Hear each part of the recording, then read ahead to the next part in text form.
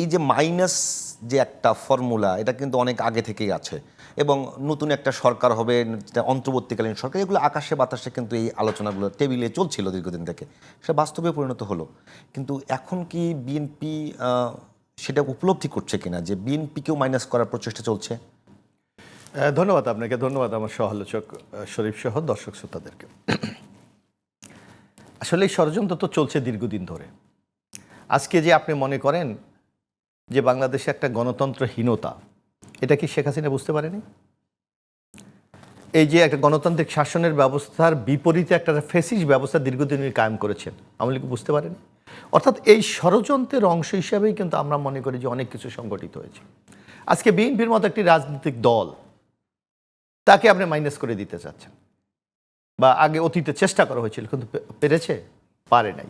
কারণটা হলো, আপনি যদি জনগণের শক্তিতে বিশ্বাস করেন তাহলে সেই শক্তির উপর তো আপনাকে নির্ভরশীল করতে হবে। কিন্তু এখন আপনি দেখেন সেই জায়গাটায় কিন্তু আমরা নাই।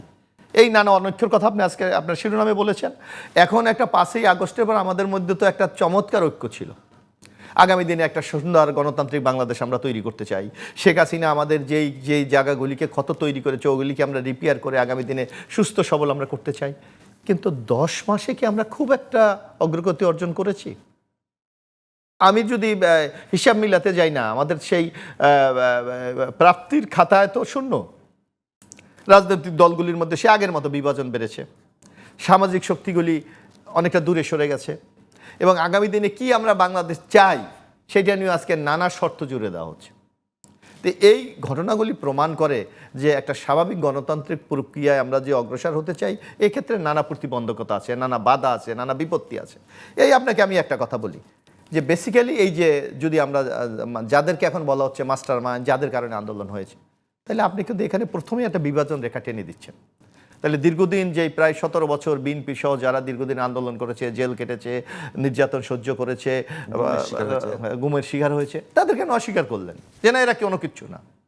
আপনাকে আমরা একটা কথা প্রায় বলি, একটা ভবন যদি আপনাকে তৈরি করতে হয় তার আগে তো নিচে আপনাকে ফাউন্ডেশন দিতে হবে, নাহলে তো ভবন থাকবে না, এটা ভেঙে চুরমার হয়ে যাবে।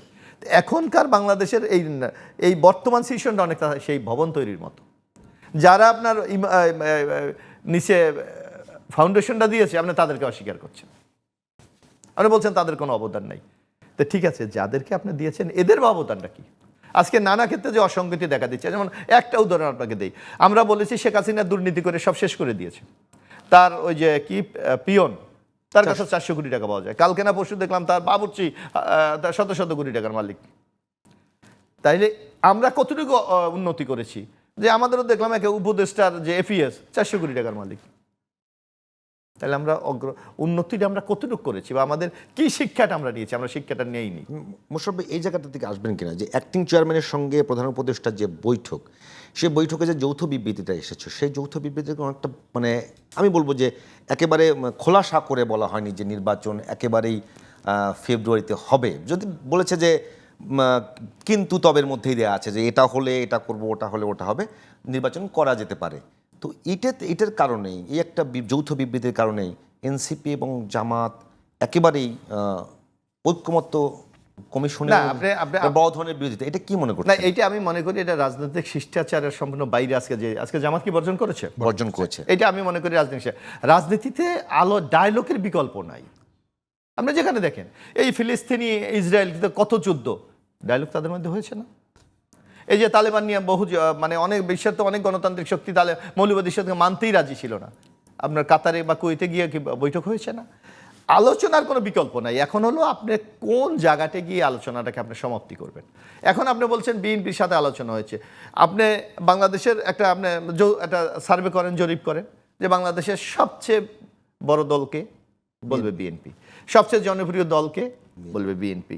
আগামী দিনে যদি অবাধ নিরপেক্ষ নির্বাচন হয় তাহলে ক্ষমতা আসার সম্ভাবনা কার, বলবে বিএনপি। তো সেই দলটাকে আপনি যদি আস্থায় না আনেন, সেই দলটার যদি আপনি সমর্থন আদায় না করতে পারেন, তাহলে আপনি কি স্মুথলি এই জায়গাটা আপনি অতিক্রম করতে পারবেন? নানা প্রতিবন্ধক। আমি মনে করি লন্ডন এই বৈঠক বাংলাদেশের রাজনৈতিক অঙ্গনে যে একটা গুমট আবহাওয়া ছিল, সেই আবহাওয়াটা কেটে গেছে। বরং এখন আপনার কাছে একটা সুযোগ এসেছে যে আলোচনার মাধ্যমে আমরা এই যে সংস্কার বলেন, বিচার বলেন, নির্বাচন বলেন, কত দ্রুত আমরা এগিয়ে নিয়ে যেতে পারি। আপনি দেখেন বিএনপি এমন একটি রাজনৈতিক দল বিএনপি কিন্তু বলেছি আমরা ডিসেম্বরে আমরা নির্বাচন চাই বলেছিলাম, কিন্তু আপনি দেখেন লন্ডন বৈঠকে যে আমাদের বার্তা তারেক রহমান বলেছে বিএনপি কিন্তু জাতির স্বার্থে কখনো আগাতে জানে কখনো পিছাতে জানে। আমরা বলেছি জাতির স্বার্থে যদি নির্বাচনে একটু পিছনে যায় কোনো আপত্তি নাই, কিন্তু আমরা জাতীয় ঐক্যটা ধরে রাখতে চাই। কারণ বাংলাদেশের সামনে কিন্তু আমরা নানা চ্যালেঞ্জ, আমরা খুব যারা আগামী দিনে রাষ্ট্র ক্ষমতার দায়িত্ব নেবে তারা কিন্তু একটা ভয়ঙ্কর বিপদের মধ্যে দিয়ে দেশ পরিচালনা করতে হবে। আজকে আমার অর্থনীতি অবস্থা ভয়ঙ্কর। আপনি দেখেন, আমি গতকালকে দেখেছি একটা ডাটায় যে এই 10 মাসে প্রায় 69টা গার্মেন্টস বন্ধ হয়ে গেছে। কারণ আপনার ব্যাংকের ঋণ নাই, আপনার বায়ের রাস্তা পাচ্ছে না, যারা ইনভেস্ট করবে তারা এই ইন্টারিম গভর্নমেন্টের কাউ করবে না, স্টেট আপনার ডেভেলপমেন্ট পার্টনাররা বলে দিচ্ছে আমি করবো না। তাইলে আপনার যদি আপনার অর্ডার না আছে, আপনার যদি প্রোডাকশন না হয়, আপনার অর্থনৈতিক প্রবাহ না হয়, তাহলে দেশ চলবে কীভাবে? আপনি দেখেন এই যে বিশ্বব্যাংক বলেছে যে আমাদের জিডিপির প্রবৃদ্ধি আমরা প্রায় 6 পর্যন্ত পৌঁছেছিলাম, এবার হলো 3.4 হবে বলে তারা আশঙ্কা করছে।